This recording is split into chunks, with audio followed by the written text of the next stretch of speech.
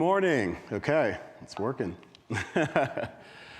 All right, well, this is Zen Python, the Rocky Mountain remix, everyone. So you have come to this inaugural conference all the way out here in Denver. And Denver, one of the things people don't realize, there are a lot of really cool things about the performing arts here. And you're here at the center of it all that represents where a lot of it happens. And a lot of it from the past has been honored. So welcome to this incredible space and some of the incredible things there. And when you're in incredible spaces, there are always spirits that you feel you need to invoke. And I thought for this morning, at this conference, I'd invoke some spirits that are particularly poignant to me. Hattie McDaniel, Colorado raised, born in Arkansas, but moved to Colorado when she was 7. And she's known for winning an Oscar for Gone with the Wind, but honestly, that's just a tiny sliver of her amazing oeuvre. She was a huge, huge pioneer of radio drama and music, etc. So, and of course, she has a Hollywood star. Cleo Parker Robinson, Denver-born dancer, dance instructor, and choreographer, and a pioneer of bringing the African-American traditions into modern dance, and a longtime supporter of civil rights. And Bobby Lefebvre, I mean, coming down to the contemporary, he is Colorado's present poet laureate. And it was kind of a cool gesture when he was appointed to the post because he is a slam poet, and Colorado's poets have traditionally been, you know, traditional poetry, and here is sort of the new wave, et cetera. And he's also a playwright. That play, North Side, it's quite amazing. It's about gentrification. It's set in Denver, but of course, those topics are relevant everywhere. And so, bringing in the spirit of our current poet laureate, and he's also, as a Latino, the first Colorado poet laureate of color. So anyway, here in Denver, since we see everything slightly differently and we do everything slightly differently, and oh, by the way, one of these two famous sculptures killed its creator. A lot of you probably already know the story and know which one that was. But since everything is a little bit different out here, I wanted everyone to know that you're in Denver, place you'll remember. Lovely time to be here, early September. Take a chance out there to bask in its splendor. But yeah, this is a Python conference, I do remember. All right, so here's a situation of my own making. I need your help, I need participation. We all love conferences, but they can be energy-taking. So I have a few questions to help us all with the waking. So please dare with me, dearest mates. I do crave your patience. I'm going to ask a few questions. Question 1 for the audience. Just holler it out as an answer comes to you. All right? Got a pen. What is something about programming, any language, any smile, any style, that fills you with delight, has you inspired, makes you smile? Anything? Something about programming that makes you smile. Yes? I really like the problem-solving aspect of it. Problem-solving aspect. Right.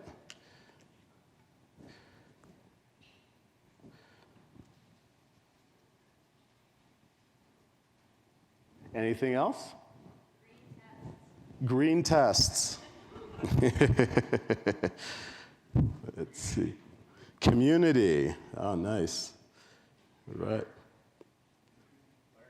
What was the other thing?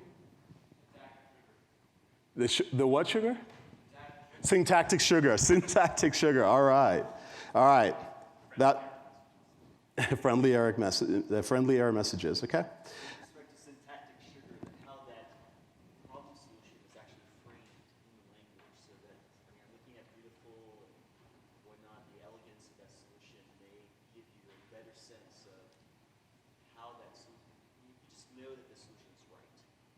That's so poetic. I'm glad I've got some assistance already. Question 2, what makes you blue? What is it about technology you wish had an undo? Anything? Bad things about technology in general, not even programming, just in general? Right. Sitting all day.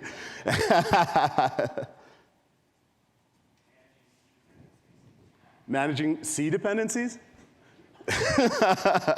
Wow, okay. Oh, okay. All right. Sorry, what was that? Keeping up with it. All right, cool. Question number 3. It's time to foresee.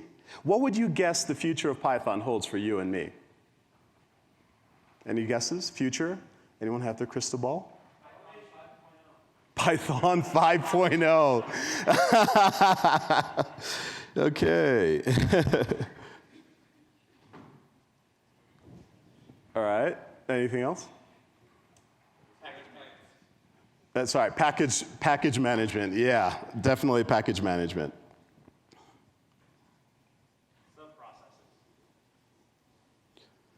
Okay. All right. Okay. You guys have been a great help. Thank you for doing your part. All right. There's still more that you can do if you want to. If you get a hang of this, just join right in, right?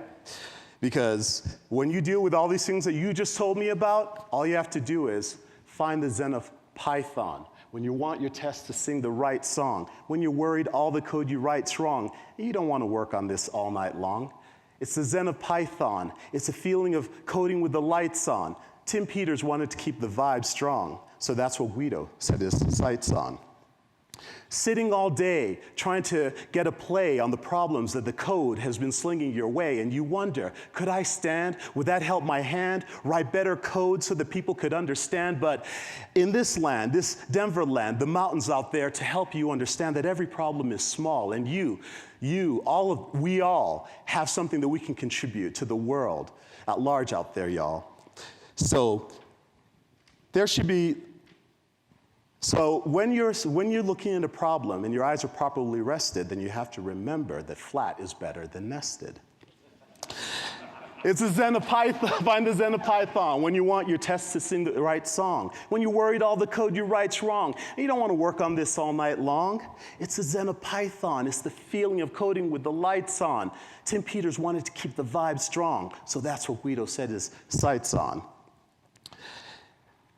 Package management. How can we damage it further than we have already? I mean, steady, people. Everyone's got some way to install your code, and someone's out there thinking, this guy must have been a la mode, wondering, what am I doing here? How am I screwing all the code that I'm trying to put in place for someone else to be doing here? And I just don't understand how to wave my hand and get this package into place that I can properly understand. So package management, that's something that we're gonna have to manage it, and perhaps in Python 5000, because because we'll still be around then, probably. Now remember, the Zen of Python tells us that when you're worried about how many ways to package and you're trying to go through it, that there's preferably one way to do it. That's the Zen of Python. When you want your test to sing the right song. When you're worried all the code you write's wrong, you don't want to work on it all night long. That's the Zen of Python. It's a thrill of coding with the lights on. Tim Peters wanted to keep the vibe strong, so that's what Guido set his sights on. Time check. All right. Syntactic sugar. That's what we all like. It's not like eating a booger or trying to figure out what's bad in the code that you've already had, but you look at an indentation, and that was the best explanation that Guido's had for the flow of control, because that's what we all want to know. It's what's going to happen next, even when we run a unit test and it's all green but not red, because don't you see, that's not what we want to have. We want everything right now, not in the past. And hang on, where was I? Oh, yes.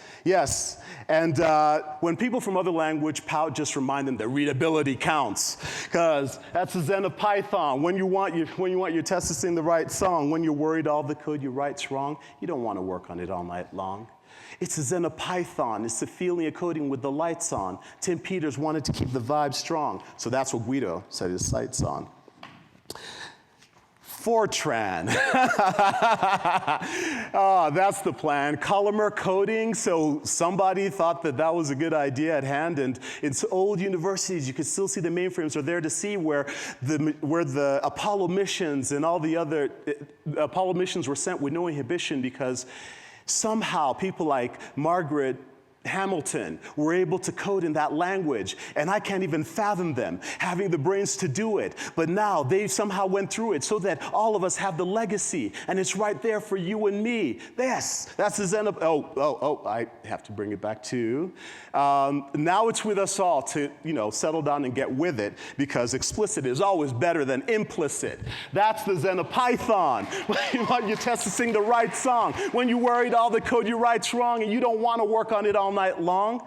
That's the Zen of Python. It's the feeling of coding with the lights on. Tim Peters wanted to keep the vibe strong, so that's what Guido set his sights on. All right, people.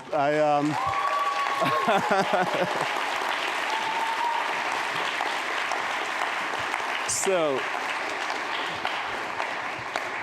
I'm glad you enjoyed that. Before I'm done, there's one more thing I have to do, one thing I am compelled to do. But again, I'm going to ask for a little bit of audience participation. Can I ask you to just help me name what comes to mind of a few indigenous nations, a few Native American nations? Just Ute, okay? Sorry? Cherokee. Nez Perce. Navajo. Arapaho, local.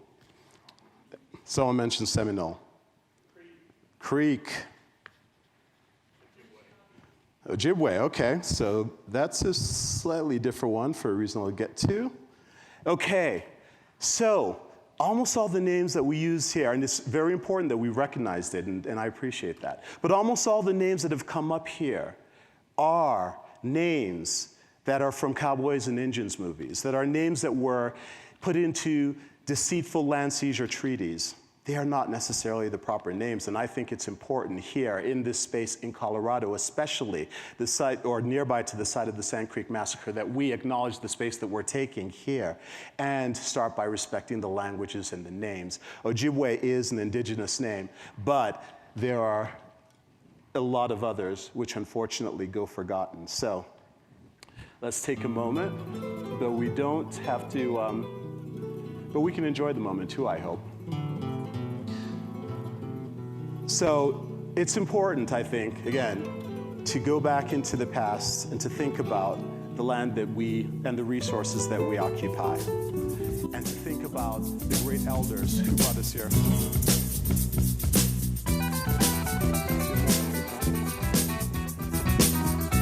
Thank you. This South Arapaho is actually the Hinononeno.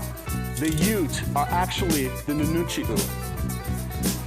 This is a salute to the First Nations, from the latest African immigrant to the land that mothered you, until a newfangled land government othered you. We see the greats who are elders to us all. We shall know them by their names, their proper names. We shall respect their heritage, their language. We shall bring it back into breathing. Like this.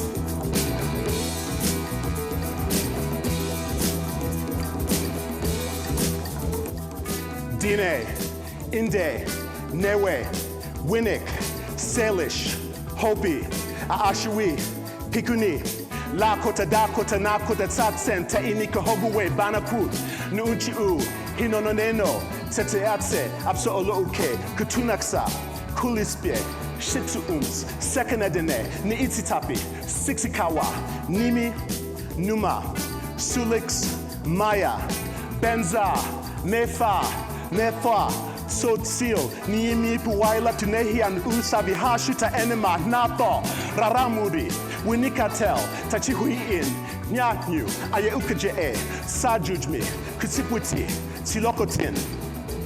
One more time.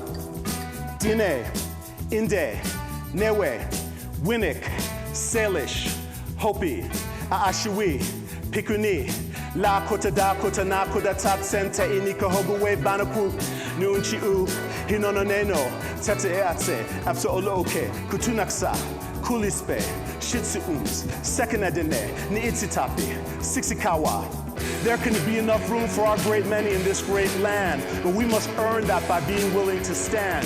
With indigenous genius where the bald eagle calls, interceding to heed the people who are elders to us all. Say their names, their proper names. Yeah, like this. Nimi puwaila tunehian usaviha shuta enema nato raramuri winikatel tachiwiin nya yu ayekujae sajujmi kutipwiti silokote. This has been a salute to the First Nations from a center here, Rocky Mountain, Colorado, up north through the countries into Nunavut, down south through Mestizo country, Raramuri, out east, first contact with Europe, Wapanawang, and out west to the great nations of the coast. We see you. It's taking too damn long, but we see you. Peace. That's all.